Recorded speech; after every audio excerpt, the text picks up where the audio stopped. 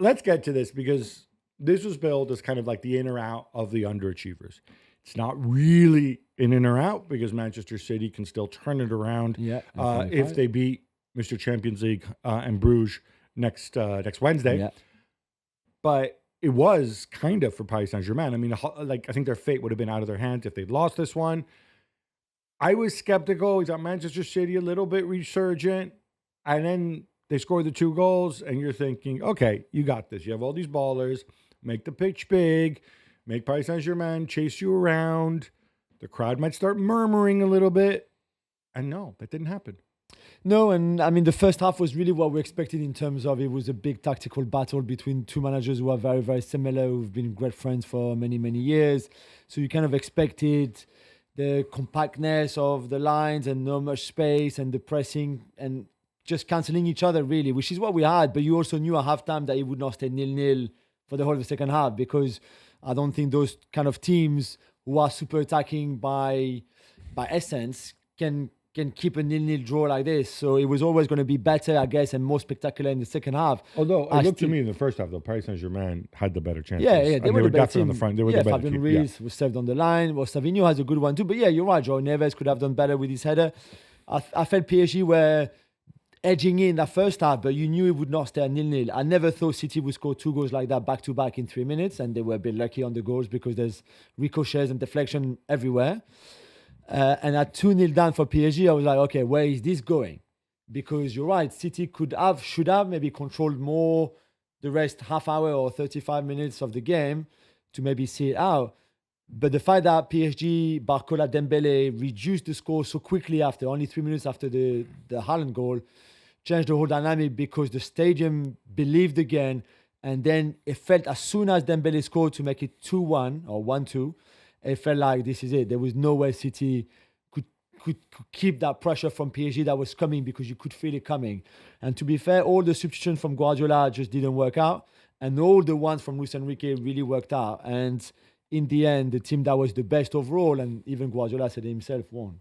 Well, we didn't see Dembele at the weekend, and I thought, okay, he's keeping him fresh. And then he's not in my starting lineup, but I think, oh my God, is he in the naughty step again? Why is Lucho so pig-headed? And said supposedly he was ill. That's why he was on the bench. Yeah, he missed last 2 games through illness. And he was not, I think he lost quite a lot of weight and was not ready to start and play 90 minutes, for example. Yeah, but he made enough of a difference, I think, when he did play. Yeah, definitely. I just want to make a point here, and I love, as you know, I am a natural contrarian. I guarantee you that if, let's say, Paris Saint-Germain had pulled one back and City had ended up winning 2-1, we'd all be talking about, experience really matters, been there, done that, winning mentality, blah, blah, blah. You know, the equivalent of the you don't win anything with kids. Yeah. And that's complete nonsense. It depends on the situation because this Paris Saint-Germain, I mean, I'm guessing the second most experienced player on this Paris Saint-Germain team is Gigio Donnarumma. Yeah, he's 25. After Marquinhos. So I think if you have a strong coach who's able to give a real identity and have players who follow his instructions, you can get kids to do that. Sometimes kids will execute better than older players. Yeah, I mean, and it also felt like they were looking for that kind of performance in the second half, pretty much all season, of that perfection almost, because he was after the Haaland goal between 53rd and 94th, it was almost perfect. Literally everything. Like City could not do 3 passes together. They could not get hold of the ball. They could not recover the ball either. It was just outstanding from a PSG point of view. Everything that Luis Enrique loves was there in that second half. Jules, when I saw the City lineup, it looked to me, and I go back to the experience, but also the individual quality point when I saw Bernardo Silva in there. When I saw No Doku, it was almost like, okay, we can have one young crazy dribbler, but no more than that. It looked to me like Pep's mindset was, let's just see this out. 2 results out of 3 suit us, frankly. Yeah. And I was struck, actually. I know the focus is going to be on Desiree Doué and of course, my man Speedy Barcola. By the way, no more hating on Best game in the Barcola. Champions League, yeah. No more hating on Barcola when you do stuff like that. He had 1 goal in 16 games before that. Because he was saving himself for the games that mattered. That's true. But I think that Paris Saint-Germain midfield, when you consider how young they are, because he's still 19, right? Joe Gomes? 20. 20, all right. But just Joe turned, Neves, right? yeah. And obviously Zaire Emery is still a teenager, right? Yeah, he only played for the last 20 minutes, but yeah. But yeah, again, well, other than Fabian Ruiz, but I'm saying is like in the last 20 even minutes Vitinha. when you expected the comeback to start, right? Yeah. I thought the way Lucho regenerated Fabian Ruiz, because Fabian Ruiz's career has been a total up and down roller coaster. Yeah. But that midfield more than held their own against these other people. And I think that's where, even in the first half, it felt to me like City could not get the ball off them. And they allowed themselves to be pushed back in a way that I've rarely seen. Yeah, I mean, I didn't expect them to collapse the way they did, really, when they were 2-0 up. It was sad in a way to see them being that bad and that. Yeah, I'm sure you're very sad. No, but in the sense that this is a team that was such a great team not that long ago. And now to see them completely outplayed by a really good PSG team, because they were really outstanding in the second half, but they're a young team. There's no superstars in that team. There's not a De Bruyne. There's not a Foden. There's not a Haaland. And yet they've got other qualities. I'm not dissing Barcola or Dembele or Joe Neves or Vitinha. And certainly not Marquinhos. Or Marquinhos, but they just are different. But to see City being that bad, it was just like, wow, man, what is going on here? And when the weather was horrendous, it rained and rained. And we said before the game, there will be a point towards the end of the game where the conditions will make it difficult. And physically, the team that can finish the game the strongest in terms of energy, in terms of legs, in terms of all of that, will play a big part in this game. And we also know that City have lost that intensity. But I still never thought, Gabby, because Guardiola said after the game, and Bernardo Silva spoke on French television and said they were more aggressive than us, more intense than us, they ran more than us, they won more draw than us, everything. And I can understand that maybe it was not your night, but the running and the putting the effort, if you're the City players, it's not acceptable that you don't put that shift in, you know? And because that's not where they lost the game, of course. But still, I was like, why is this so pedestrian? You're 2-0 up. And yet, like... Yeah. And there's a part of me that says, okay, well, obviously City play in a much tougher league. They've had a tougher time and stuff. But I go back to this past weekend. City had that walkover over Ipswich where it was over by halftime. And yeah, Paris Saint-Germain rotated. And we know that they take their foot off the gas in Ligue 1. And that's fine. It happens, right? They're 9 points clear for a reason. But I think you're right. That kind of collapse in the intensity and in the physicality for a team that has a lot of really good athletes. As we've seen the evolution of Pep over the years, I think he's prized athleticism together with technical ability, of course, but he's prized that more than in the past. Yeah. Pep would probably say about himself that he would not get into his teams because he's not athletic enough, right? In fact, he has made that exact same joke. So that is something that surprised me. The fact that the occasion didn't get to some of these Paris Saint-Germain players because, let's face it, if you're Vitinha, what have you won? What have you done? If you're Desiree Doué, who just arrived there, okay, yeah, all right, I was, lording it up at Rennes. Now I'm here. Or Lee Kang-in or whatever. These are expensive players. And let's be clear. Paris Saint-Germain still spend a ton of money on hoovering up a lot of the best talent. But these guys are not people who've been there, done that, right? This is not the previous Paris Saint-Germain. And to be able to physically outlast them in that way, not have the occasion get to them, play in their half, I think it's a credit to Lucho. I have no issue criticizing Lucho when he does weird things, and he often does. And sometimes they work, sometimes they don't. Yeah. This was perfect preparation. Yeah, perfect plan, perfectly executed, really. And a lot was made of the possession, and City only having 37% of the ball, which is only the second lowest in Guardiola's era. The first one was against Barcelona in 2016 or 17, I can't remember. But the reason why City didn't have more of the ball, or one, they could not keep the ball when they had it too much, because PSG's pressing and counter-pressing was very efficient. But maybe more importantly, or maybe more roaringly for City, their pressing was not good enough. So they could not recover the ball. So they chased the ball. They ran after the ball, could not get the ball back. early enough, often enough, and that's why their possession percentage is so low as well. And Guardiola said something really interesting after the game, I thought, and he was quite honest, and I guess so he should be. He said we didn't defend well when we had the 2-goal lead, and he said because we didn't have the ball enough. And to defend well, you need the ball, and he's absolutely right. To control the game, you need the ball. If you keep running after the ball, trying to get the ball back, chasing it, and the other team, especially a team like that, like this PSG team who is young and inexperienced and everything, that has flaws, of course they have. But there's one thing that they're good at is moving that ball. That they can do. And yes, sometimes they lack a bit of cutting edge around the box. They may be a little bit toothless at times, especially when they play with the false nine. But they can move the ball really well. And that was City's worst nightmare in the second half. They just could not come near them. And then Zaire Emery comes on and has a big impact. Joe Neves never stopped running. And all of that, in the end, PSG could have scored 6 goals in that second half, easily. There's the crossbar from Dembele. There's the goal that is disallowed for offside in that second half as well. They had a couple of like really good opportunity in the box. City were lucky just to lose 4-2, by the way. Yeah, this was unside. Again, my memory goes back. I'm sure there have been other big defeats for City during this horrendous run that they've had, and maybe even before that. But this, in some way, I think to me, it feels worse. And it feels like a lot of the stuff that he tried also just backfired. I mean, two things I want to bring. One is Grealish, obviously big part in both goals. Yeah. But equally, if your goal is to have more possession, do you really think the Grealish shtick of him getting the ball, waddling, and then getting fouled and winning a free kick and stuff like that, is this really what you need in this game? That really surprised me. Yeah, I mean, I guess he controls the tempo more than Savinho, who's just like, give me the ball and I'm run forwards. Grealish is more of a controller of the tempo of a game. This is what Guardiola... But he's 0-0 when he came on, though. Yeah, but that's what Guardiola loves anyway. So maybe Guardiola felt, even if he was a very tactical first half, that at times he was a little bit too open on the Savinho side. And that with Jack, and that's how he transformed him into this like control player, which I guess some teams need.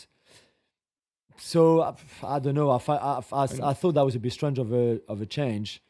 The worst for me, though, is the one that I would also really, really question. Which one? Ruben Diaz. Yeah. We don't know if it's tactical or because of an injury. And nobody thought to ask. No, I don't think so. But you know, the worst is because I think it's pretty known that you never make a defensive substitution when you have a corner against you or a wide free kick against you. And for Guardiola to bring on Stones just before the free kick that gives PSG that third goal, the Joao Neves goal. And I'm not saying that Stones is guilty for that goal, but the fact that Joao Neves is on his own, and I know he's tiny, so maybe they didn't see him, but the fact that he's on his own like that at the far post, and Guardiola to make that substitution at the worst moment that he could for a manager like him, showed to me or says to me that he was lost himself, Pep, not knowing what to do. This is the 9th game, Gab, this season where they had the lead and they end up not winning the game.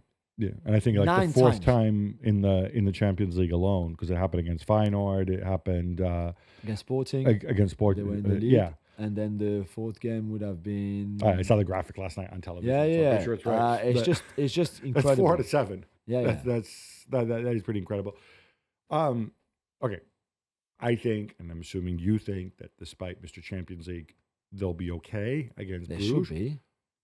But overall, this run of 7, we said this before, they're facing virtually the top 6 in the Premier League, or a lot of teams from the top 6. Yeah. You know, over this next 5 weeks or so. I think the only game that on paper is really straightforward is Leyton Orient, although that's away in the cup. You never know. Magic of the cup, magic of the FA Cup. Exactly. What happens if they don't come out? Let's leave the charges to one side, but because that's not going to be resolved, we think, until ultimately after the appeal in the new season. If they don't come out the other side, I mean, they've had this what looked like a good run of results. Yeah. If they come out the other side and they're, Conference League or below at the end of the season, do you think Pep comes back? It's a good question. I mean, if you committed your future like he did to this club until 2026, it's one more season. Yeah, I think you still come back unless he feels like he's the problem or he's heavily part of the problem. He said already that he made a mistake, and I think he covered the club, but he said I made a mistake by not renewing the squad last summer, and I should have done. I think it was not just his decision. I think the club were very happy to continue with this squad of players, which was a mistake. Now they're kind of like trying to make up for it by signing Kusanov and spending 200 million, and they might not even be in the Champions League come February next month. But they're not spending on instant impact players, except for Omar Marmoush, who we'll talk about in a second. That seems like a corrective. These other guys, true, but you still spend 200 million now on Kusanov and Vitores and maybe Cambiaso and Marmoush, and it feels like, wow, okay, that's a lot of money spent. And you assume, I would hope that, even though Hugo Viana doesn't take over till next season, I would hope that he signed off on this. I would hope that he has a little list of managers for ready. I guess so. Yeah, and that these people fit that. Yeah, you would think so. It's really it's such a strange season for them. Really strange season for them.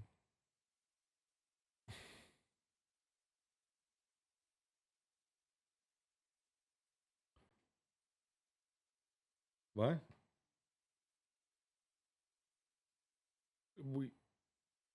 Oh yeah.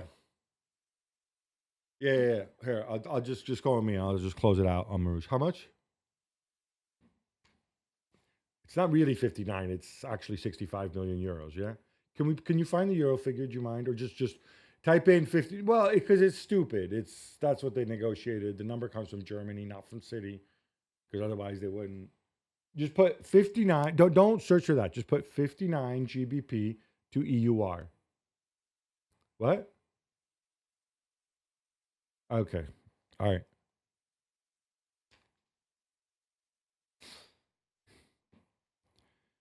And Jules, just before we wrap this, on Marmoush, obviously this has been telegraphed. It's a long time coming. There's two things I think to look at. One is a fee, which is reported 70 million euros. Now, I'm pretty sure that number comes from Germany rather than from City. Yeah. And I'll explain why in a second. But first, where does he fit? Our skepticism has to do with the fact that he plays in the front two. Yeah. Well, skepticism comes from the fact that he's 25.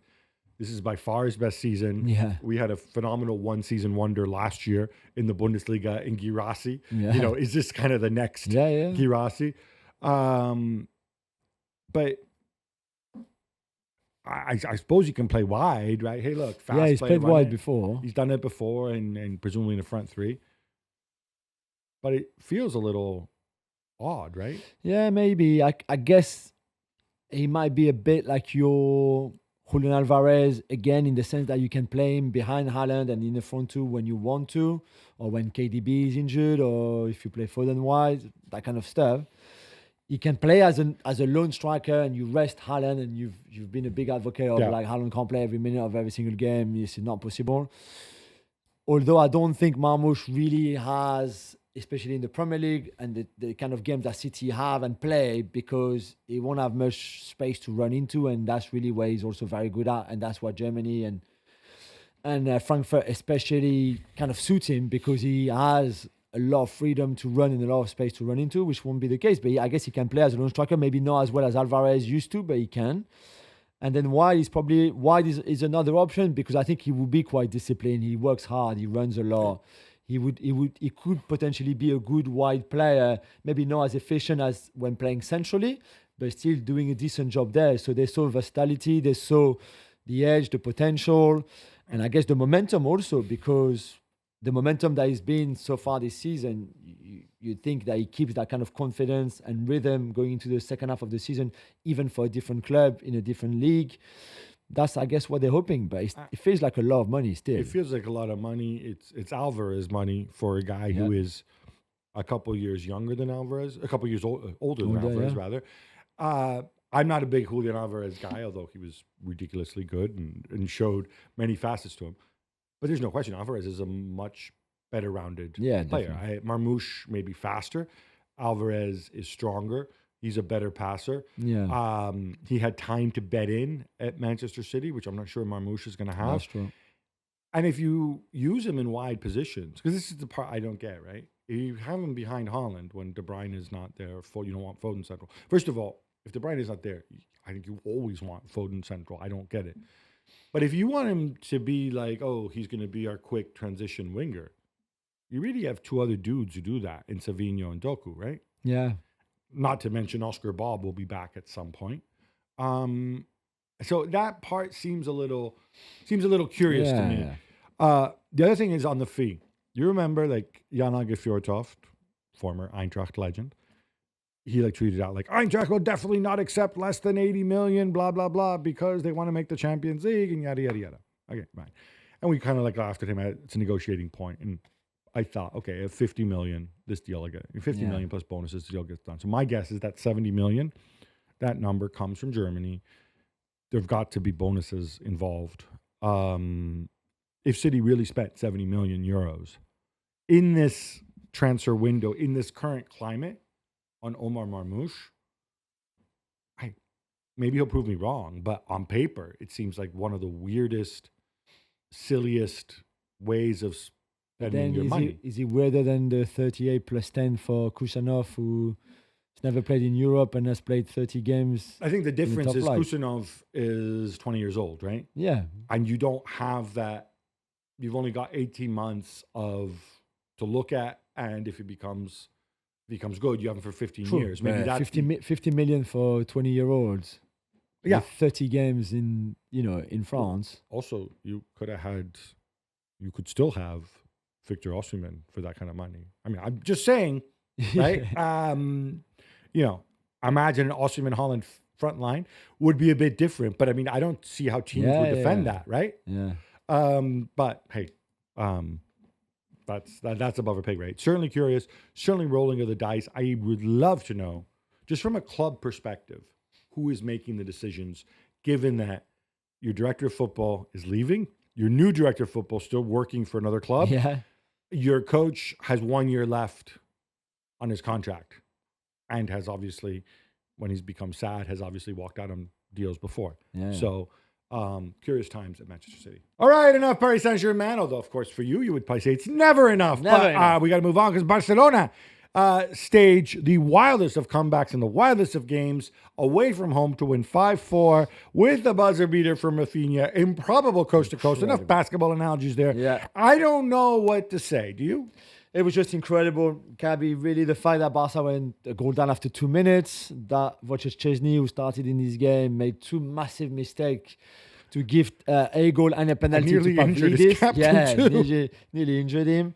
The fact that Barca were 3-1 down and then were 4-2 down and came back each time, or 4-3 down to come back to win. And as much as I don't really like Ferran Torres, I don't, as you know, if you listen regularly to the show, I really believe that the pass that he gives Rafinha, that incredible counter-attack, was actually, that's what he meant. That was intended. That's the kind of thing that when like Dotti or De Bruyne do it, we're like, oh, he meant that. Yeah. Like he wasn't Torres, just people clearing say, the like, ball he cleared into the ball, space. but it seems to me that he looks up, sees Rafinha, incredible finish. I feel a bit bad for Benfica because I think they deserved a little bit more maybe, but what an incredible character from this Barca Not team. much help from the referees either. I think they were Yeah. angry about a couple of penalties.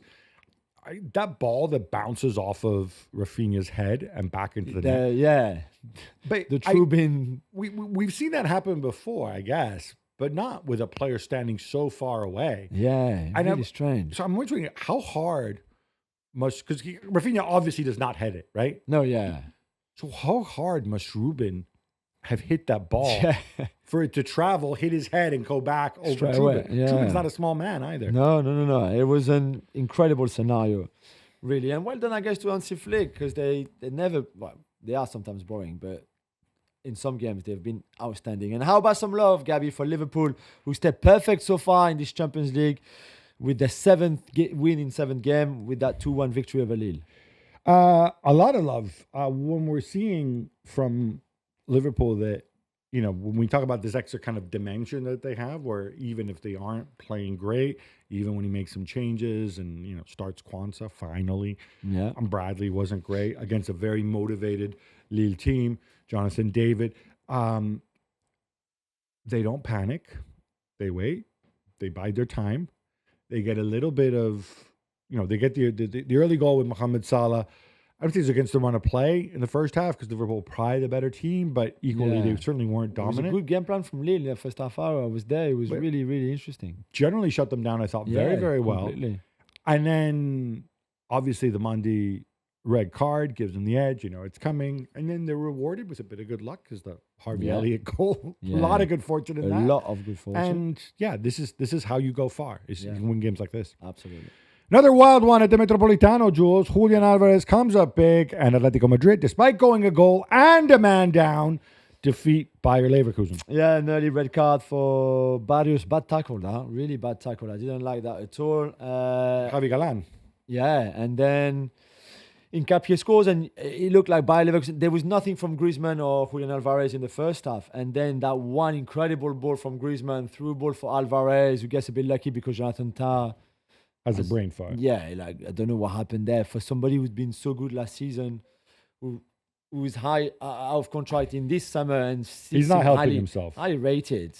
And I'm like, some people like our friend Christian Carlson sees him as potentially a replacement for Virgil van Dijk at Liverpool. I'm like, wow, okay. But then Alvarez, and then there's a red card for Bayer Leverkusen as well. And then in the end, I don't know if Bayer Leverkusen bottled that game and collapsed, or it's really Atleti who won it. But the character, again, that they showed, I think is the fourth game in this Champions League where they score in the 90th plus minute to win. It feeds the legend of El Cholo. I didn't think Atleti were great, but I think it's Bayer Leverkusen who bottled it. Yeah. I'm all for the high line. We saw it in the Barcelona game too, but people figure out, hey, look, if I play a high line, I just go and I just hit a diagonal ball over the top. How are you going to stop me? It becomes a foot race. Yeah. And one slip, one, error in reacting, and they're through on goal. Inter, a third Gab after Lautaro Martinez goal, gives them 3 points away as Sparta Prague. Should have taken a little bit more seriously that game? No, it was my question is should they be taken more seriously to win the Champions? No, they're not. It's Liverpool, this Barcelona, blah blah. I disagree. But I was going to say, I think they've got a lot to prove. I think they have the experience, they have the individuals, and Lautaro scoring again, and he saved them. I don't think they look anywhere near this season as strong as they looked last year or the year before, at this stage anyway. Jules, we're not done because we have more quick hits. Yes. Real Madrid beat up Salzburg 5-1 as Rodrigo, Mbappe, and Vinicius all get on the score sheet. Does this mean they're not as unbalanced as they say they are, and they can play with Bellingham and Modric and Valverde right back? Or is it just that Salzburg are really, really, really bad, even despite the fact that Pep Linders is gone? Yeah, Pep Linders is gone. They're still very bad. One of the worst teams in this competition, but I think in recent Champions League campaigns as well. And for Real Madrid, they can play like that. They can play with the front four. Vinicius was there because obviously he's not suspended in the Champions League, and Mbappe and Rodrigo and Bellingham, it's no problem against teams like that who are that bad. So the gap is too big anyway. It's more against teams that are much better than Strasbourg, and Real Madrid will face those later in the Champions League, that there might be a problem of not being balanced enough. They were phenomenal, entertaining. The one thing I don't get great assist by Bellingham. The little back heel. Yeah. But the thing is, if you're going to do this, and look, I'm for Valverde right back, and I'm for Ceballos starting, but I don't understand. Why not use this game to play Brahim Diaz or Arda or somebody else on the right wing? Because this tells and test out the chemistry. Yeah. Because this to me says you are committed to this Rodrigo, Mbappe, Vinicius thing, which I just don't think is a good idea if you're going to have Bellingham behind. Yeah. But that's just me. Santi Jimenez bags 2 goals as Feyenoord trounced Bayern 3-0. Gab, you didn't see this one coming, did you? Nope. And it is amazing how... What I love about the Dutch league, we make fun of the Eredivisie all the time, is that you can have Peter Bosch on one end, and you can have Brian Priske, whose name must be Briano Prisco or something. Sometimes games like this, he plays like an Italian coach out of like the 1960s, which is fine. It was the right approach against Bayern. Bayern so wasteful, Feyenoord so clinical. Big night for Santi Jimenez. Of course, he's been linked with a move to Milan. Milan. He's come out and he said, but then he also seemed to signal to the fans that he wanted to stay. And then he's asked, what's going to happen? He's like, oh, I don't know, but I'll tell you who does know. Almighty God knows. So, okay. Since God not available for an interview right now, we just wait and see. Aston Villa fall at Monaco 1-0, and Unai Emery is very grumpy after the game, Jules. I wish you could all see, but he put his finger on his temple. When he was asked the question about I don't know, I can't remember the question, what was missing, and basically he was saying that his players have been brainless. And he did it 3 times, like the number of times that Peter denied knowing Jesus in the Garden of Gethsemane, which I love this biblical Unai Emery. He said that they had the game plan and that the players didn't respect it. That he wanted the players to be smart, and they were not smart. And he said, we want it and we need it, as in, I guess, the intelligence, and he wasn't there. This is a Monaco team that had been terrible for 2 months, that lost to the bottom team in Ligue 1 3 days before, and they literally were too good for this Aston Villa team that drew at Arsenal last weekend as well. So sometimes try to just understand the way things are going is not easy. Yet another comeback win. Gabi has Bologna beat Borussia Dortmund 2-1, and this defeat cost Nuri Sahin his job. Yeah, this is the nonsensical way Borussia Dortmund operate in the sense that, oh, look, now you've lost in the Champions League. House! Like all the crappy performances before. Like they're 10th in the Bundesliga. You could have sacked him before.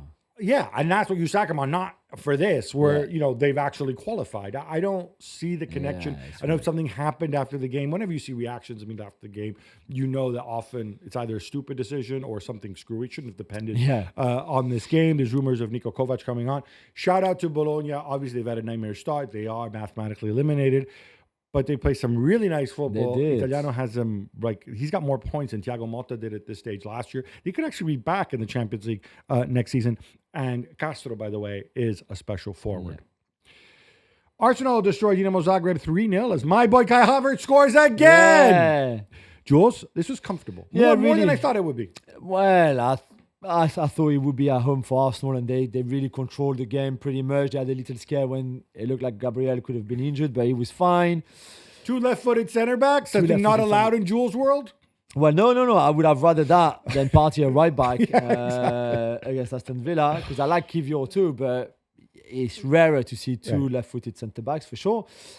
Martinelli good, Havertz good, Rice scored 1, should have scored another one easily. So in the end, a very good evening, I think, from Arsenal point of view. Rafael Leao scores the only goal as Milan beat Girona 1-0. Gab, good way to bounce back after that performance at the weekend. Yeah, 4 wins on the spin, so that's good, and they're going to qualify, which is good. They might even qualify in the top 8, maybe. I think though they conceded way too much to Girona. Girona are not a good side. The performance is there. The result is there. Performance not there. I think had Girona equalized, I think he would have gotten slaughtered, and people would have reminded him. They have a ways to go to get back to the type of performance level that they need to be at. PSV Eindhoven nearly throw it away after going 3-0 up at halftime against Red Star Belgrade with 2 goals from your buddy Luke de Jong, who you must not call Bad de Jong this time. Not Bad de Jong this time. Jules, but it is that Peter Bosch thing, right? It is. Control what control. Let's keep attacking. Let's keep being exposed defensively. It's fun. He's got his WhatsApp group with Ange Postecoglou. Exactly. Atalanta keep rolling. It's a 5-0 demolition of Sturm Graz, Gabi. Yes, all the stars come out to shine. They all score. Matteo Retegui, Charles de Ketelaere, the Prince. Yeah. What a performance from him. And Ademola Lookman. Right? That little slalom on the de Ketelaere goal. But the best goal for me, I thought, Mr. Checkers. What about the previously underappreciated Brescianini? Yeah. The little turn. I love it when you have taller players sorting out their feet. And, really nice. It's fun. And Sturm Graz, are terrible. Leipzig bounced back from embarrassment at the weekend with a 2-1 win over Sporting. Jules, they had nothing but pride to play for. I'm kind of impressed. I guess this is the season, isn't it? Highs and lows and good performance, like when they beat Bayer Leverkusen. Yeah, but they're out. They'll be watching the rest of the competition. True. You're right. They could have just said, hey, we've had enough. But they didn't. For Sporting, since Ruben Amorim left the club, I think he's 4 games in Champions League, 4 defeats or something like that, or 3-3.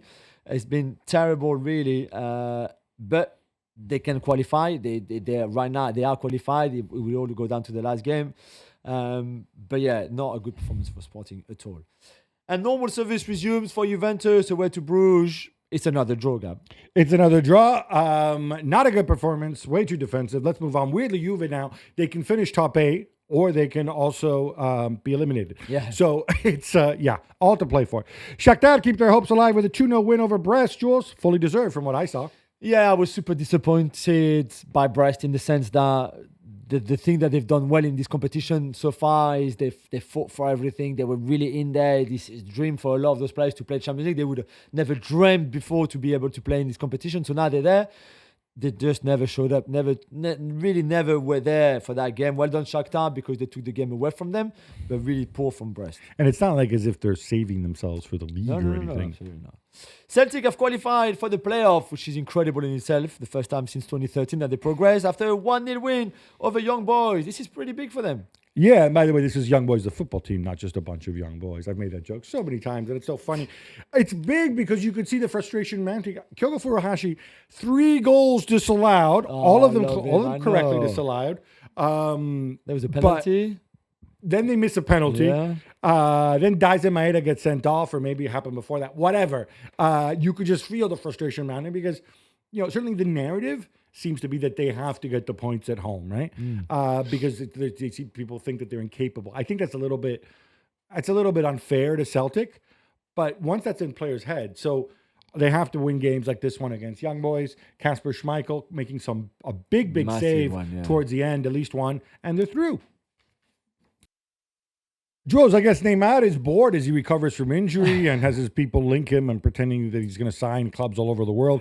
So he decided he had something to say about Kylian Mbappe and Lionel Messi. And Mbappe had said something back. Yeah, I think we said that he went on the Romario TV/YouTube show and talked a lot and said that when Messi arrived at PSG, that Mbappe became a little bit jealous, because of the friendship that he had with Neymar, but Neymar was more with Messi, obviously, for the old friendship that they had in Barcelona, that Kylian became a bit jealous and didn't really like the new dynamic, which is there's probably some truth in there, I guess.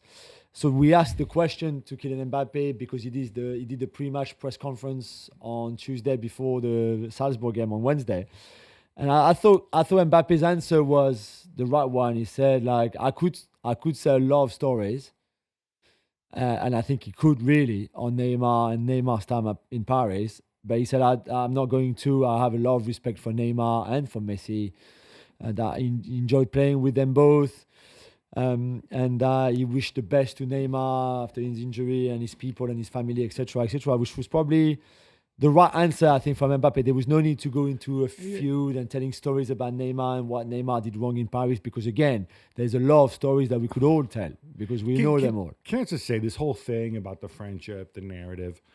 I mean, obviously Mbappe and Messi and Neymar, they all have private lives, but I don't think it's much in dispute that what Neymar enjoys in his downtime, certainly the way it's been presented to us, is partying, entertainment. What Messi enjoys in his downtime seems to be family, listening to his cumbia at home, doing Messi type stuff. Yeah. With Mbappe, certainly Mbappe strikes me as one of the slightly, and I say this in the most loving way, nerdier superstars out there, right? Relative to Neymar. Yeah. You'd rather have a fun night out with Neymar than Mbappe, right? Yeah, although Kylian can have fun. I'm sure he can too. So this whole thing, they're friends. It sounds very 13-year-old girl type stuff, frankly. Jamie Leveling scores twice in a 3-1 win away to Slovan Bratislava, which means Stuttgart are also still alive. Goes down to the wire for them. Yeah, they are. And they play PSG next week in Stuttgart. And you know what? Both teams need a point. Hey, let's just shake hands. A good 0-0 draw. Everybody's happy. Everyone is a winner. Everybody's happy. Everyone's a winner. But I think if you look at the playoffs and the pairings and the pathway, I just seriously wonder whether Paris Saint-Germain would think like that. So, for example, if it stopped right now, PSG would play either Lille or Feyenoord or another team that is that kind of team. Okay, so that's good. So you take it. But there's also a possibility where they might face, hang on, because I looked it up last night, it could be also Juventus. It could be Bayern. Could it be Real Madrid? Or something like that. There's a got to be a Real Madrid scenario ones. Yeah. in there. Yeah, But absolutely. not who they want to play. And that's the good thing, I guess, with the last kind of match day next week, is that it would be difficult before to know. So you would want to win, but you would not be sure exactly who you might face if you win, draw or lose, because it would be too complicated to see. So it would be another degree of excitement. The whole incentive thing is geared towards the fact that if you win, you're most likely going to be better off. So you're not going to be settling for a draw. Should be. This was way back on Monday in the Premier League, Gab, but Chelsea beat Wolves 3-1. Does that mean they're back on track? So I was at this game. It was very interesting. We had a Kieran Dewsbury Hall starting sighting. I can understand why he doesn't play very often. I think they got the job done. I think Nico Jackson showed again that he is a really, really good player. I think there's issues in wide areas. And I think Wolves are much better than their position in the table. It's a really well-organized team, tough team. And but I think this is the win that Maresca needs to kind of get them going again after the run of so results. Jules, you remember how Ruben Amorim said at the weekend that his team are the worst Manchester United side in history? Yeah. We said it was a weird thing to say, and maybe he didn't really want to say that, and he regrets saying it. Yeah, because he spoke before United playing the Europa League on Thursday night, so it was on Wednesday, and obviously he was asked again about what created a lot of controversy, to be fair, and he said, I'm a young guy and sometimes I make mistakes. That's why I don't talk after the game. This game I needed to talk, and maybe it was a mistake. He said he got nervous, etc. Yeah. I mean, for me, this is even worse, Gab. Oh, you don't think you should admit it? Well, I don't need these apologies to start with. Why are you saying sorry? Why say you made a mistake? He's a believer in what they call radical candor. Come on. No?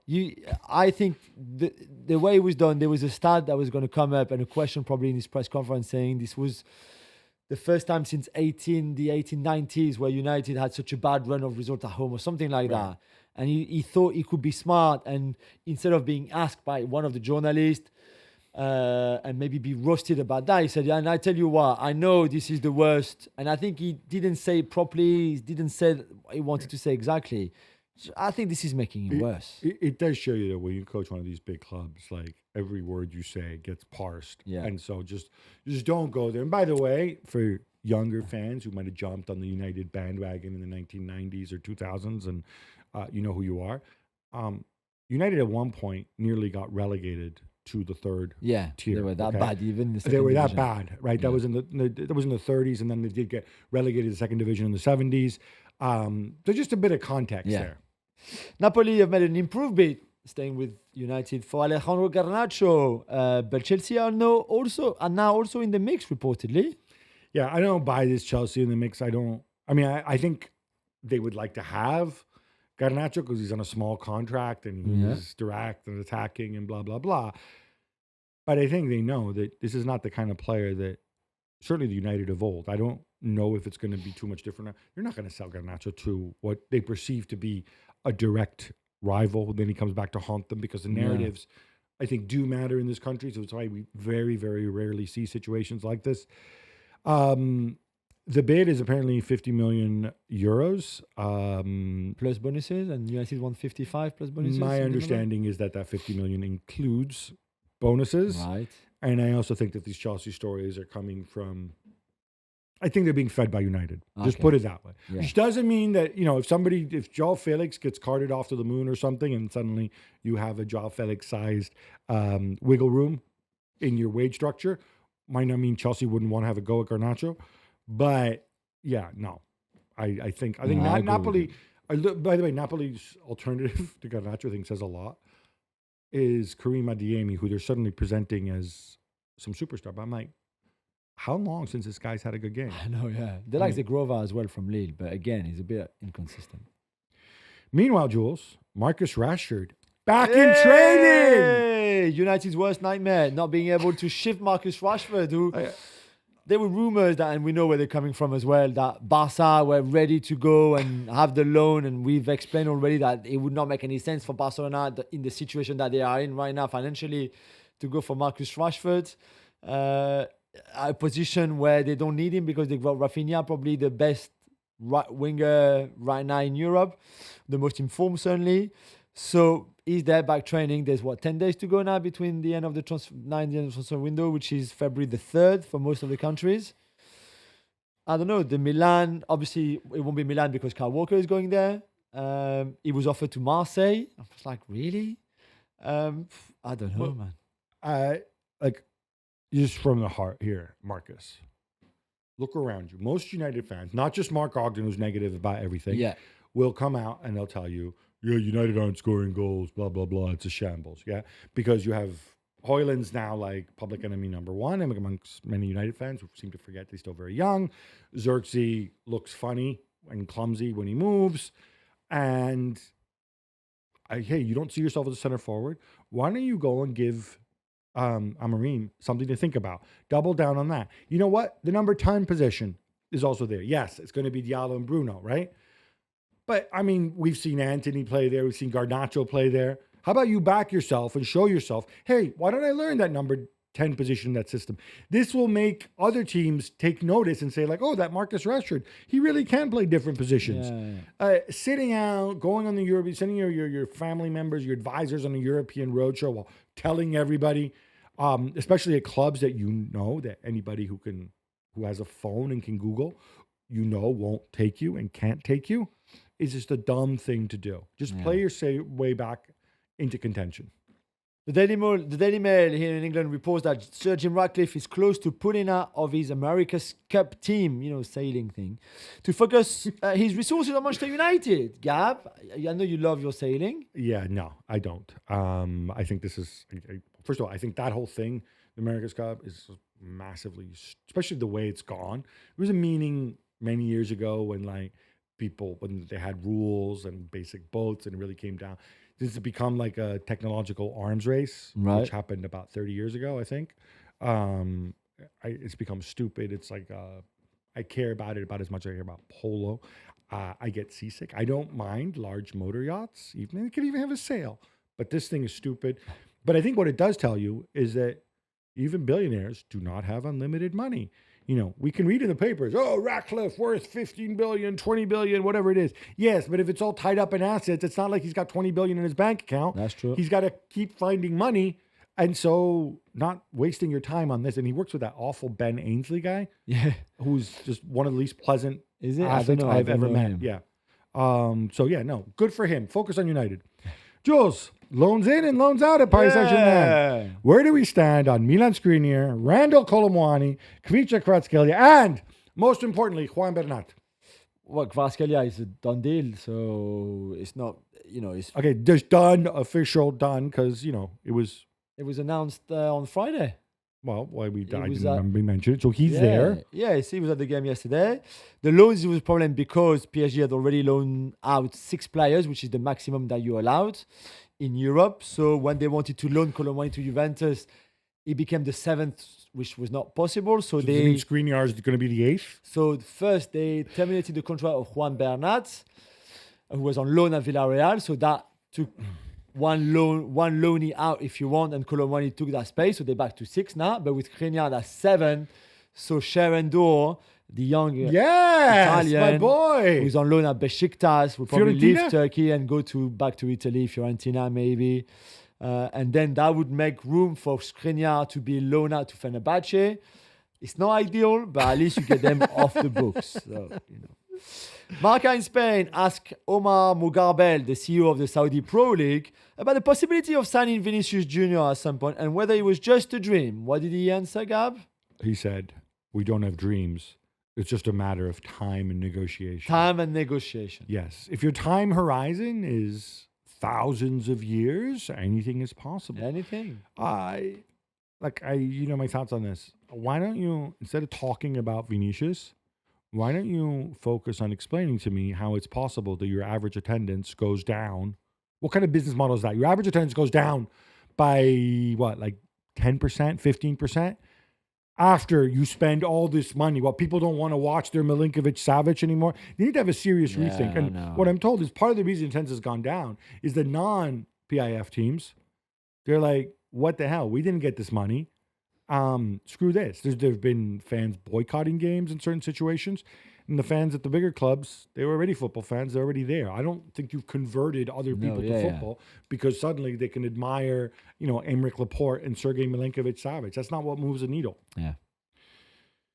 Lens and our boy, Joseph Ougoulian, have themselves a new goalkeeper, and he comes from the Eternal City. It does. This is Matthew Ryan, of course, the Australian international who was a Roma to warm up the bench, I guess. This was his main job because he never played, the poor guy. I mean, it's not the first club where he goes to and doesn't play. But I might add, your boy Yuzolfi, hey. What? Yeah, I know. But you could also question Matthew Ryan to go to clubs where he knows there's no chance to be the number one. He backs himself to... Well, yeah, but at least for Lens, he will be the number one. He will play, I think, ahead of Hervé Kofi. Brice Samba has left to go to Rennes, so they needed another experienced guy. They found him with Ryan. I don't know how fit or much fit he is yet, and I guess maybe for a goalkeeper, he's not as important as for an outfield player. So go to Wojciech. Yeah, true. Actually, Matthew, I take it back.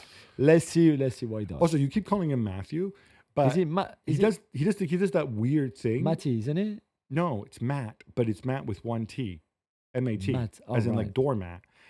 I don't know if it's is it not Matthew? Did I make that up? Maybe Matthew is the name on his birth certificate. Okay, but he goes by Ryan. Matt M-A-T Ryan, which I always thought was weird. I'll ask him. Let's see.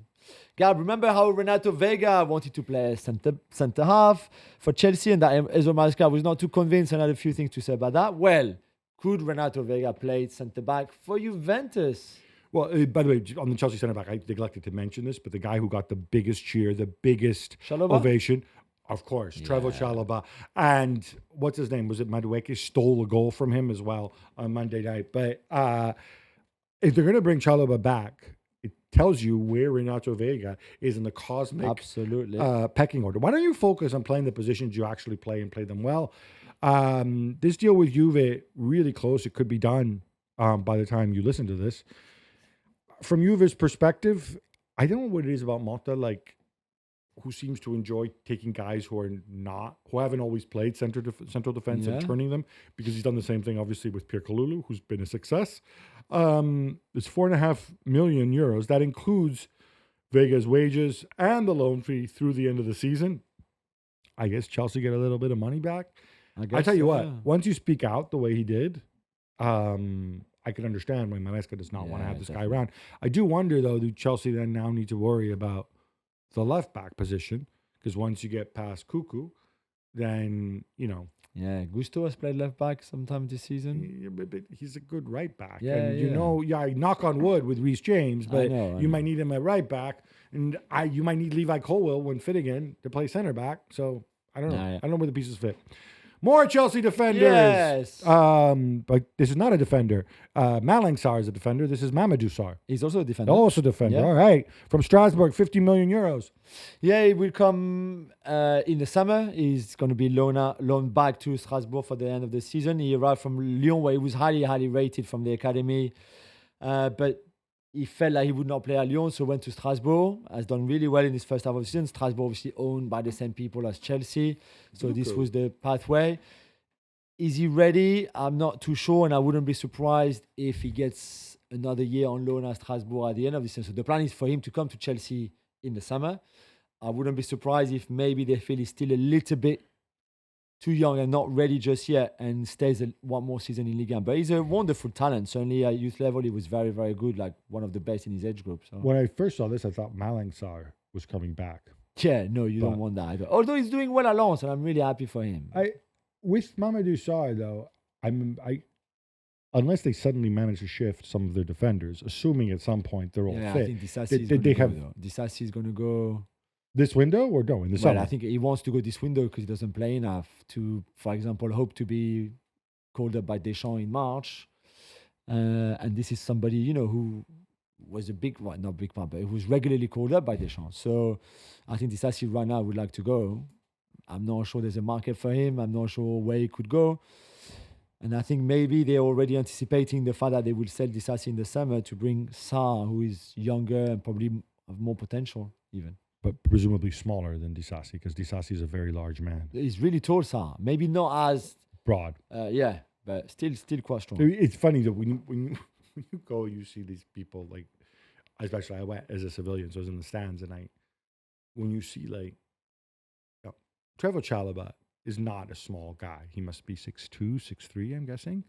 And then you see him next to Tosin, and he looks like a child. Yeah. It's really funny. Like, Kyle Walker is expected to be undergoing his medical at Milan as we record this, Gab, on Thursday morning. But you're not a fan of the deal, are you?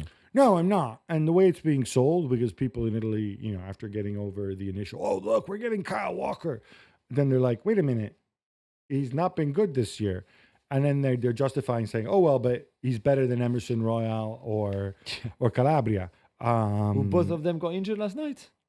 In the Milan game, no? Well, Emerson Royal obviously did. Calabria, I think TBD. Was he okay? But it doesn't really matter. Is this really what you need? Is this going to be a positive influence on your club? He does not seem like the kind of, when you look at some English players, you can see, yeah, I can see that guy moving abroad. Yeah. I can never see this dude moving abroad for obvious reasons. They can make the deal permanent for $5 million in the summer, which is one of those things that, if Walker's happy where he is and Milan are happy with Walker, they're going to make him permanent for peanuts, for nothing, basically. Because, but whatever, he wants to challenge them, wants to play a high level, doesn't want to play in England, maybe he doesn't want to play against Man City. That's fine. I would love to know at one point what happened. Hopefully he'll share a story and why he's no longer there. It's time! It's Textor time!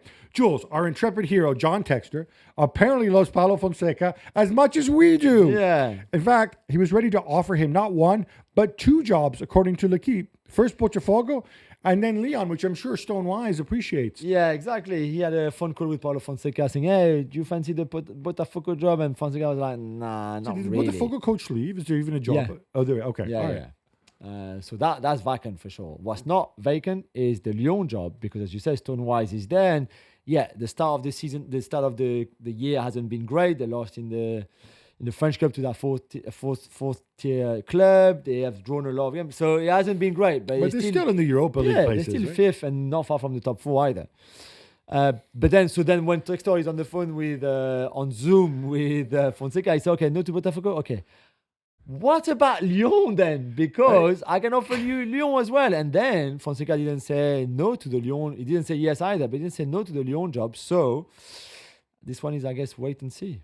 Can I ask a question? Just again, revealing the secrets of our trade. So Texter is on a Zoom with Fonseca. Yeah. Fonseca speaks good English. Yeah. Probably better English than Texter, in fact. But I guess there's other people on the call who then tell us this story. Is the guy from L'Equipe on the call? No, he's not on the call, but, those kind of things. Could this be something that Texter did to motivate Pierre Sage? Not sure. That's certainly not how Pierre Sage took it. Real Valladolid are furious with Manchester City, Gab. Why? Well, because there's a center back, Abdoulaye Jumaba, who supposedly City. He's very good. He's 18. We're very keen on. Very young guy. I have no idea who his agent is. They claim that this guy just decided not to show up at training to try to force through a deal to Manchester City. Presumably, if I'm Valladolid, I have a promising kid, and I've got Man City on the phone, I will try to jack up the price, especially after they spend 40 million. He's got a release clause like every player in Spain for 6 million, and City are about to pay it. Well, the player will pay himself as is the way.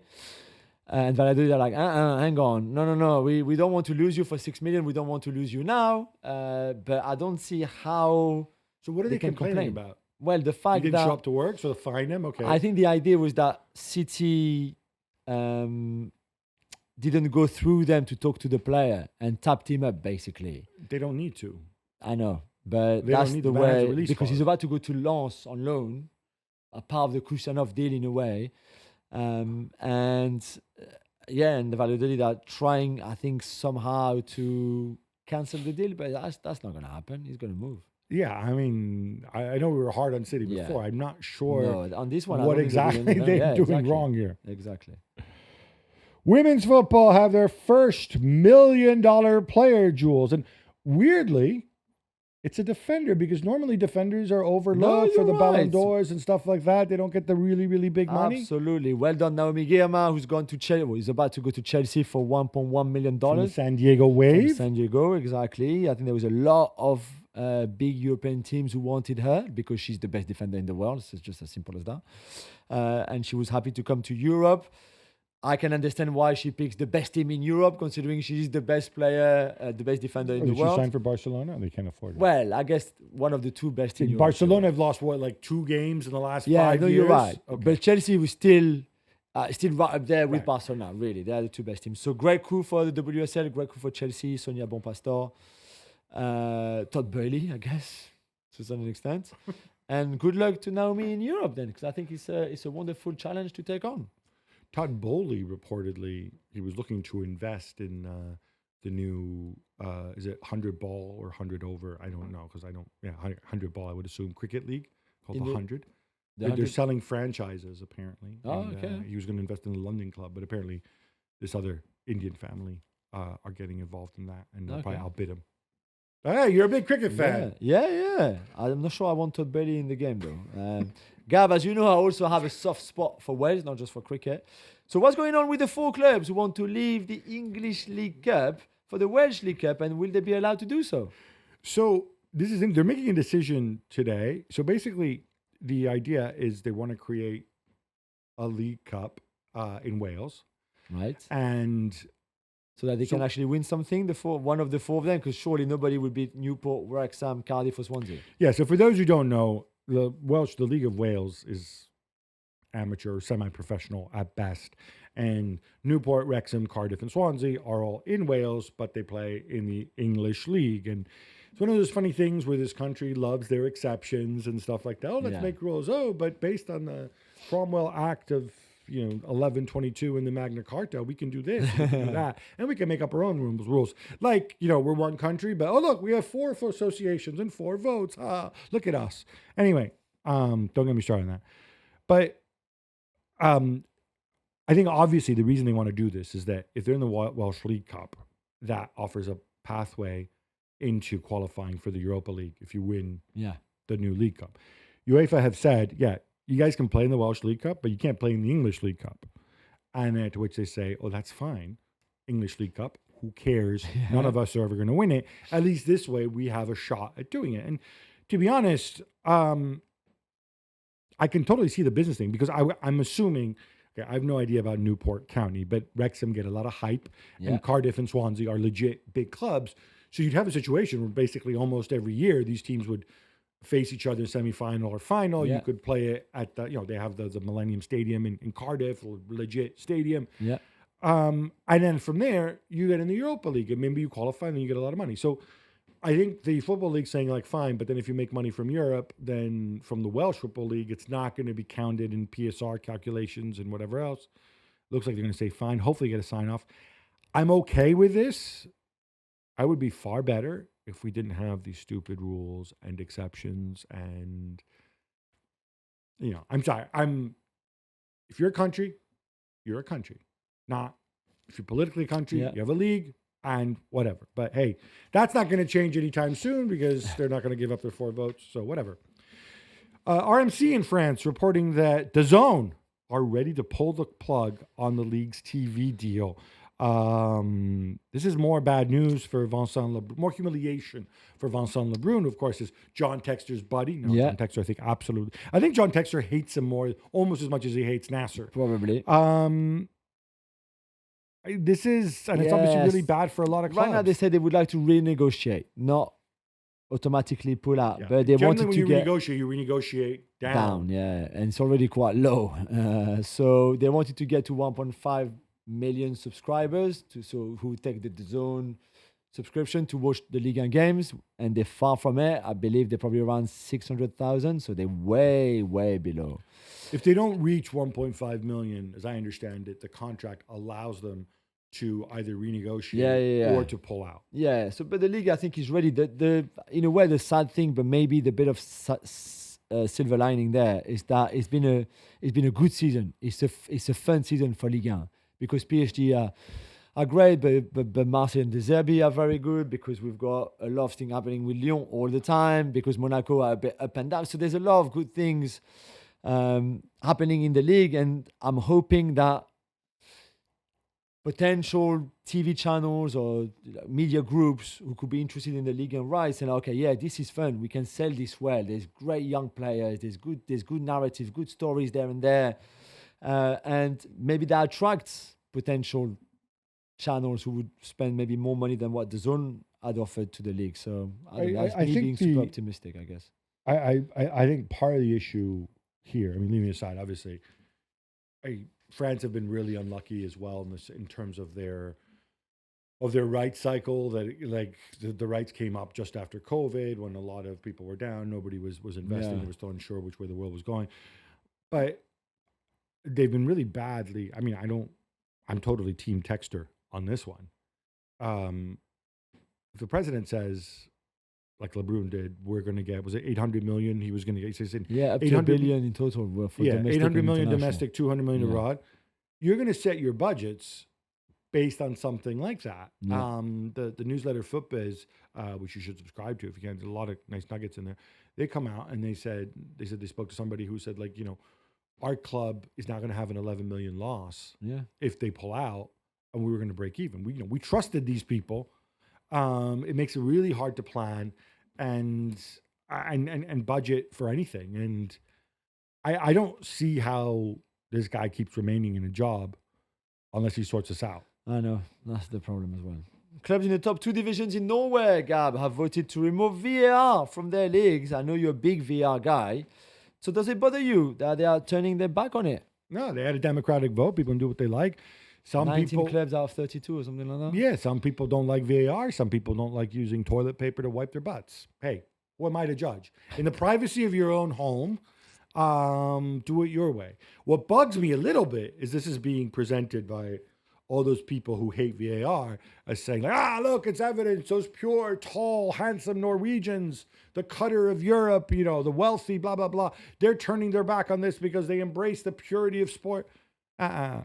They're doing this because the reality is VAR costs a lot of money, for some clubs anyway. And they're saying if the fans don't want it and it's costing us a lot of money, hey, we can live with it. All right, so maybe 1 year Tromsø wins, 1 year Start wins, 1 year Rosenborg. They make a mistake, we all move on. That's fine. But it's important that they should make the decision for themselves. But I don't think it speaks to some broader need to get rid of VAR around the world altogether, like some people do. Jules, you love your kits and jersey. That's right. I don't really care so much, but Le Coq Sportif is a brand that we grew up with. I think still to this day, the greatest goal in World Cup history, certainly the greatest goal scored in color, was scored by a man wearing a Le Coq Sportif jersey, Diego Armando Maradona, against England in 1986. They've entered bankruptcy proceedings. Yeah, tough time. It's also the iconic Saint-Etienne shirt, of the great era of the club. I think things have been difficult. To be fair, I hadn't seen this story until you put it in the cricket, Gabby, and they had been through difficult times competing with the other big sports brand, if you run around. I think they tried to relaunch a little bit the brand in kind of new identity in a way. And clearly it hasn't worked out. So I hope somebody could come and save the brand at least and put a plan together. But so as I understand it, they're owned by one of these sort of private equity types. And this is more of a technical thing. I don't think the brand is going to necessarily disappear or go away. I think somebody else can go and purchase the brand and still use it. Obviously, then you need to provide the apparel and the tech that goes behind it. It's a bit like, you see a lot of people wearing those Moncler jackets. Yeah, I've got one. Okay. Well, that brand's like from the 1970s. Yeah. And it basically completely disappeared. And then somebody just kind of bought the brand out of nothing. Yeah. Got some smart marketing people. And now people like you own Moncler. Exactly. Yeah, the Clásico is scheduled for May 10th in La Liga with Barcelona playing at home. But could the Rolling Stones really ruin it for everyone? Yeah, so this is becoming an issue because the Laporta plan is, we will return to our home, the Camp Nou, on May 10th, and the Clásico and blah, blah, blah. Now it's not 100% clear they'll be able to return and play that game, because there could still be construction. They can delay some of the construction, but then that might mean it might not be ready for the start of next season. It's a tough spot to be in. It's very much touch and go. Obviously, the Clásico is the biggest game in the world, so people need to plan for this. And it's not like they can just go to Montjuic because the Rolling Stones are performing in Montjuic, which is Barcelona's current home, of course, former Olympic Stadium, that same night. One obvious solution: go play in Miami or take the game. I'm sure this is going to. I'm sure if they can't do it, I'm sure this somebody will make the suggestion. But yeah, it would suck. I'm hoping they can get it done.